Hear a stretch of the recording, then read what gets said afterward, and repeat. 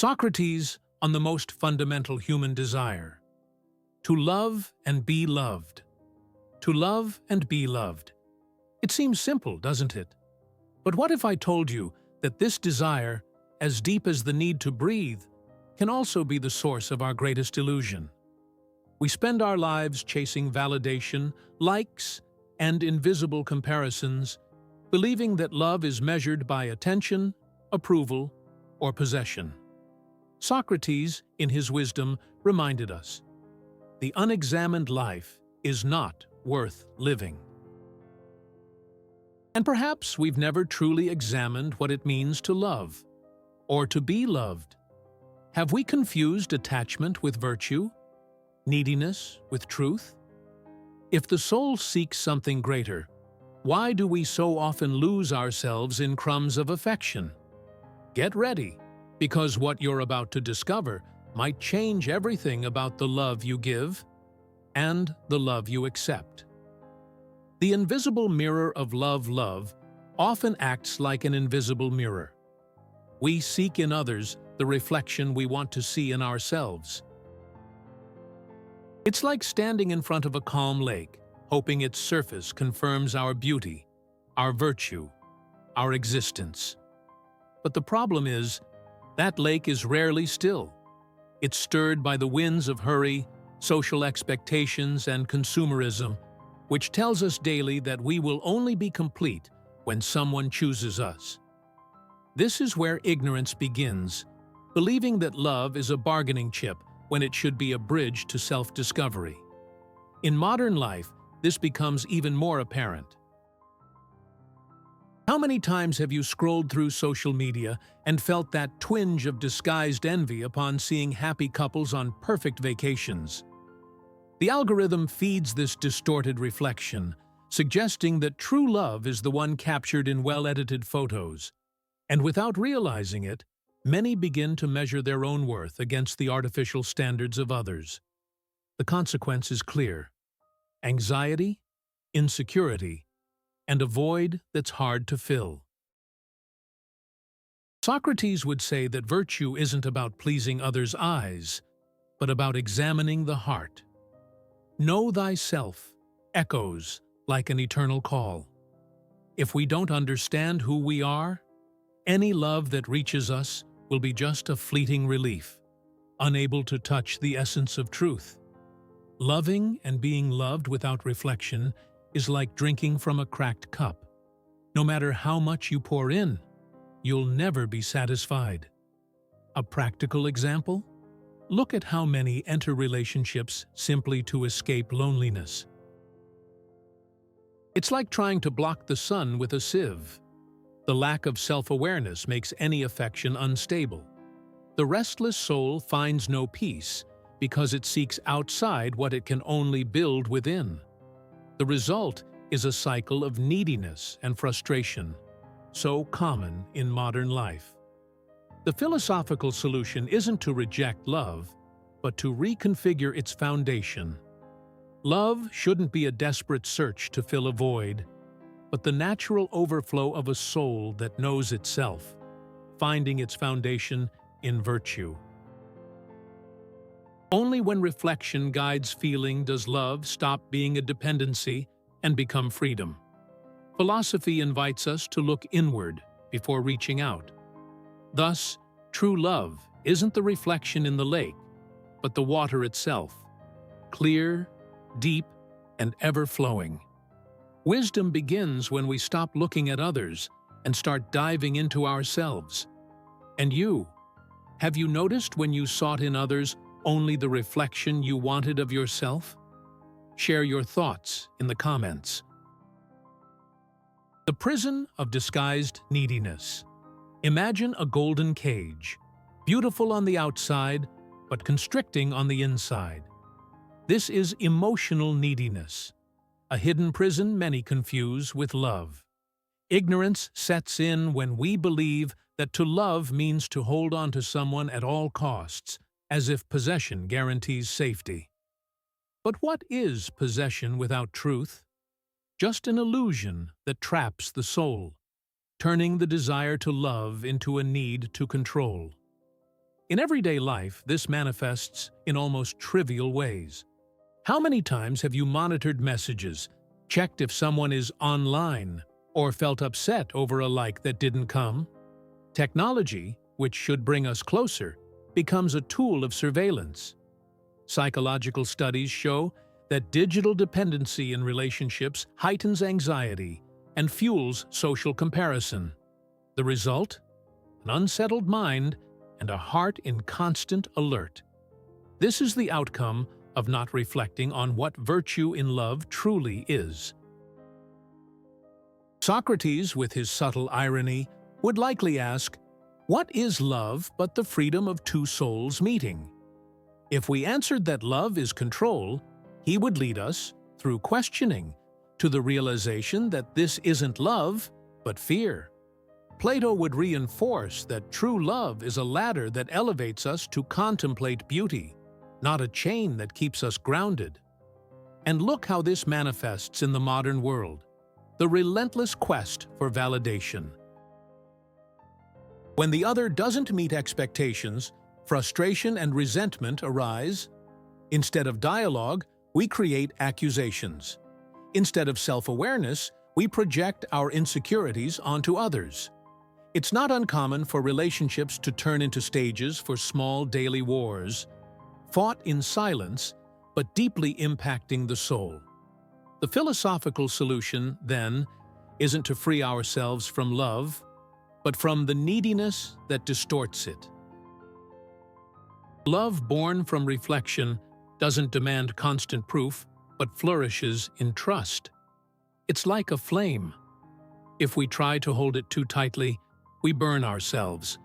But if we nurture it gently, it illuminates. Wisdom lies in transforming the bond into a space for growth rather than a cell of surveillance. Thus, to love is an act of courage, not control. It's the exercise of virtue in its purest form, allowing the other to be without diminishing who we are. Only then does love cease to be a golden prison and become a path of shared freedom. And you? Have you noticed when you confused neediness with love? Share your thoughts in the comments. The void of comparisons. Think of a cup that never fills because it has a hole in the bottom. This is the perfect metaphor for the life of someone who measures their worth and their love through comparisons. The ignorance lies in believing that love must follow the standards set by the world. And the current world is ruthless. Social media, reality shows, soap operas, all sell an idealized version of what a relationship should be. The problem? This standard is unattainable. The result is an eternally empty cup, no matter how hard we try to fill it. Daily life gives us clear examples. How many people have felt that bitter sensation upon seeing friends getting married, traveling, or displaying grand romantic gestures? This seemingly innocent comparison silently corrodes the soul. Research in psychology shows that constant exposure to idealized content increases levels of depression and dissatisfaction. And here lies the consequence. We begin to reject the truth of our own experiences in exchange for an illusion that never materializes. Socrates, the master of questioning, would likely ask, "Do you wish to love, or merely to win an invisible competition?" His provocation would reveal the essence of virtue. Love isn't a spectacle, but a meeting. Seneca would reinforce, reminding us that those who live comparing never find peace. Wisdom, at this point, lies in realizing that life isn't measured in public stages, but in quiet intimacies. So what happens when we surrender to comparisons? We create a vicious cycle. Every gesture of affection seems insufficient. Every relationship feels flawed. We begin demanding not love from others, but performance. It's no surprise that many modern couples live exhausted, trying to prove themselves constantly. The soul, instead of resting, becomes an invisible battlefield where the struggle never ends. The philosophical solution is simple, but requires courage. Stop looking outward and turn inward. True love doesn't need an audience. It flourishes in the silence of a glance, in the sharing of a fear, in the trust built in everyday moments. Self-awareness here is the key that seals the hole in the cup. Only when we know who we are can we realize that the value of our love isn't in comparison, but in authenticity. So, every time you feel tempted to measure your love against others' standards, ask yourself, am I drinking from the well of truth or from a mirage? Reflection frees us from the tyranny of appearances and returns us to the essence of loving. And you? Have you ever felt trapped by comparison? Share your thoughts in the comments. Love as a victim of illusion. Imagine Plato's cave, but instead of shadows projected on the wall, we have notifications, likes, and instant messages.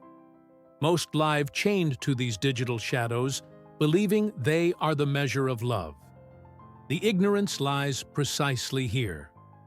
We confuse illusion with reality, mistaking virtual presence for true intimacy. Thus, the soul begins to depend on superficial signs to believe it is loved, unaware that this frantic search is the opposite of virtue. Daily life painfully proves this. How many people have fought because a message took too long to be answered? How many have felt jealousy when their partner liked someone else's photo?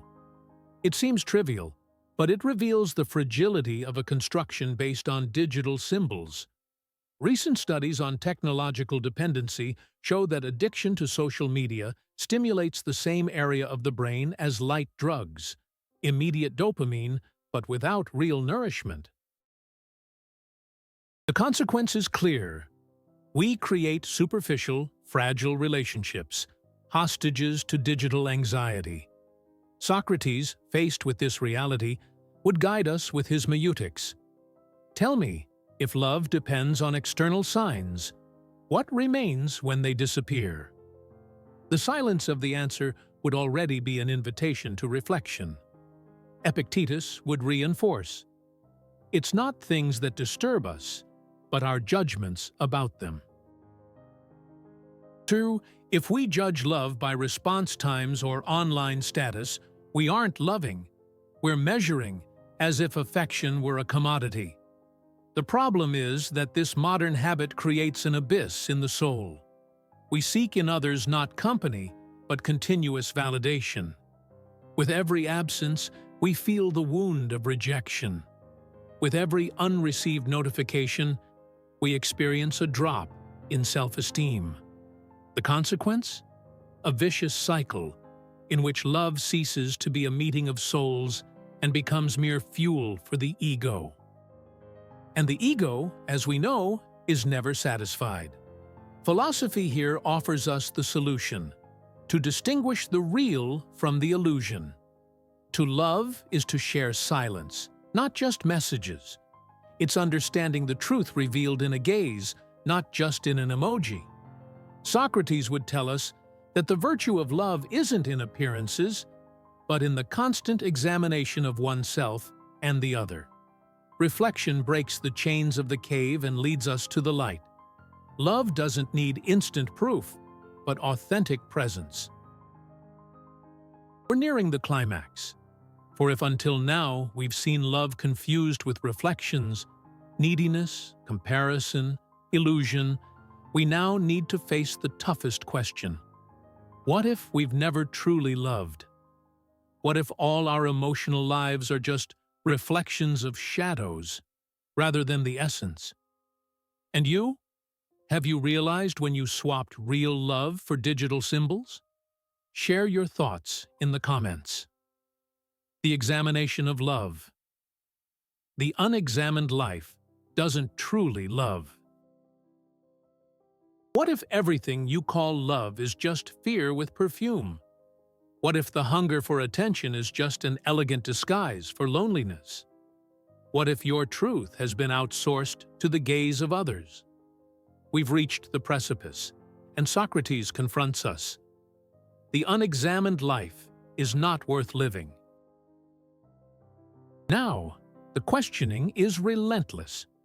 What exactly have you loved? Yourself?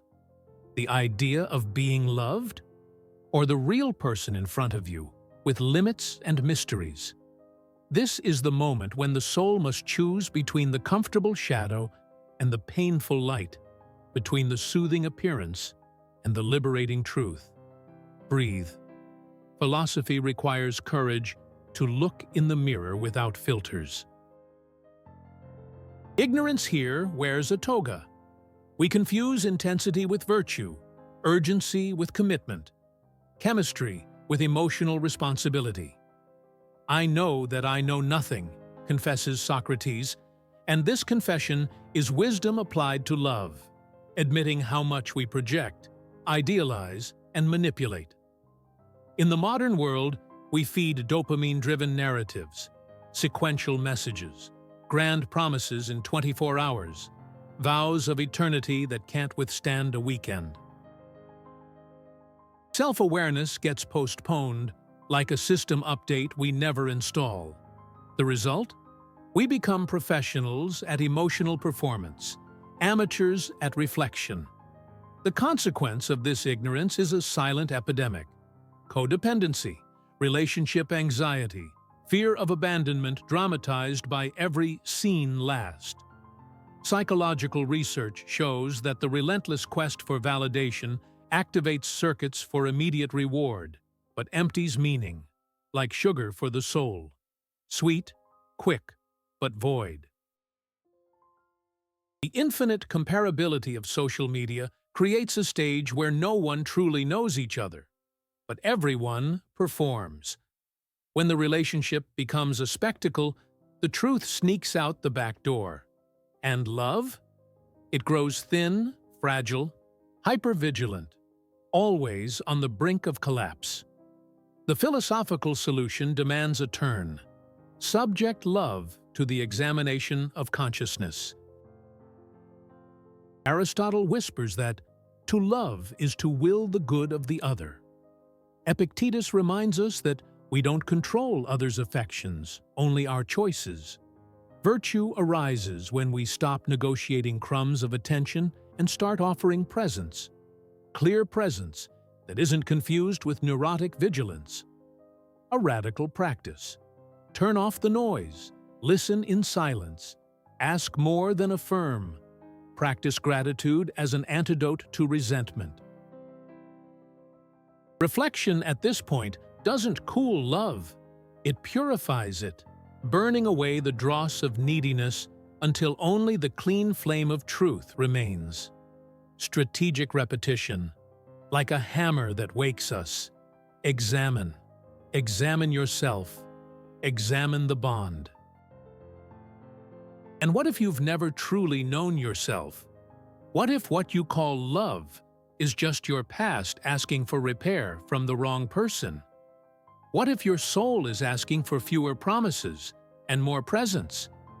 Seneca would say that whoever doesn't know where they're going, no wind is favorable. Without self-knowledge, any compliment becomes a compass, any criticism a storm. With wisdom, the direction changes. Love stops being an anchor that sinks and becomes a rudder that guides. Triad, clear as a blade. Ignorance, loving to fill. Consequence, dependency, fear, performance, solution, applied meutics, questions that strip bare, choices that bring order, habits that sustain. Philosophy isn't an ornament of discourse, it's daily practice, saying no to the impulse that humiliates, yes to the difficult conversation, now to concrete care. How about a simple yet powerful commitment? Before every gesture, 3 Socratic questions. Is it true? Is it virtuous? Is it good for our souls? If the answer falters, the gesture waits. If it passes, the gesture builds. Here lies embodied wisdom. Now, a decision. Remain in the cave of likes, or walk toward the light of real connection? There's no middle ground. Either we choose the comfortable illusion, or accept the demanding truth that helps us grow. Examine, choose, honor. Loving with dignity is a daily endeavor, and your journey begins today with the first step of self-knowledge that you dare to take. And you, are you willing to subject your love to the scrutiny of truth, even if it hurts? Share your thoughts in the comments. Love as shared virtue. Think of a river. It doesn't hoard its waters for itself, but flows freely, generously nourishing everything around it. This is love when it springs from wisdom. It's not accumulation, but flow. It's not a prison, but movement. Ignorance, however, leads us to believe that love is a scarce resource to be defended like private territory. Mine, only mine, we repeat, like a childish mantra. But love that closes in on itself dries up. Only love that flows freely can nourish the soul of both giver and receiver. In everyday life, this river can be seen in simple gestures: brewing coffee without being asked, listening in silence when the other needs it, sharing achievements without expecting applause. None of this earns likes, but it earns presence. Research on gratitude shows that the daily practice of small gestures increases subjective well-being by up to 25%. This proves that the virtue in love isn't in grand acts, but in the consistency of care. The consequence of forgetting this is clear. We become hungry for spectacles, insatiable for proof, blind to the beauty of the ordinary. Socrates, in light of this, would say, "True wisdom is to recognize one's own ignorance." Acknowledging that we don't know how to love is the first step toward learning. And learning, in love, is to practice the philosophy of reflection daily. To ask ourselves, what am I offering? Is it virtue or merely a desire for return? Socratic philosophy teaches us to doubt immediate instincts, to distrust illusion, to examine even the most trivial gesture. Plato would add that to love is to wish for the good of another, even when no one is watching. Aristotle would reinforce that friendship, the purest form of love, only flourishes among those who cultivate virtue. In the modern world, we are constantly pushed to hurry. We binge-watch series, accumulate tasks, race toward goals. At this pace, love becomes residual time, a leftover of energy at the end of the day. The consequence is devastating. Relationships become superficial, fragile, disposable. Who hasn't heard stories of couples who, even when together, live like strangers in their own home? The soul, without reflection, becomes ill. And what could be a source of fulfillment turns into yet another empty routine. The philosophical solution is clear. Place love at the center of life as a cultivated virtue. This requires conscious choices: to slow down, to listen, to be grateful. As Epictetus said, "No one is free until they learn to master themselves." True love springs precisely from self-knowledge. For only those who know themselves can offer without demanding, give without controlling, love without losing themselves. To love, then, is not a chance occurrence, but a philosophical practice, a daily exercise of presence. The river flows only because it moves. Love exists only because it is given. Finally, we arrive at the point where reflection meets hope. Love, when seen as a shared virtue, is the deepest answer to the human desire to love and be loved. It's not about finding salvation in another, but about walking together toward truth. Philosophy doesn't rob love of its emotion. On the contrary, it strengthens, purifies, and gives it roots. Socrates would remind us that it's not living that matters most, but living well. And living well means loving wisely. And you, are you willing to transform love into conscious practice, like a river that flows and nourishes? Share your thoughts in the comments. In the end, to love and be loved is less about filling a void and more about inhabiting one's own home, the soul. When philosophy becomes practice, daily questioning, honest reflection, patient self-knowledge, love ceases to be urgency and becomes virtue, presence that listens, gestures that care, words that do not negotiate truth. Wisdom doesn't promise perfect endings. It offers a continuous beginning. And this beginning is simple, a silent commitment to see the other as a mystery and oneself as a work in progress. If something resonated with you, try an experiment. Today, a care without witnesses. Tomorrow, a conversation you've been avoiding. Small acts, great alignments. Leave in the comments the question you will ask yourself today. Short, incisive, Socratic. If this dialogue expanded your perspective, share it with those who need to breathe love with more clarity. Breathe. Start anew. The next step may reveal something even deeper.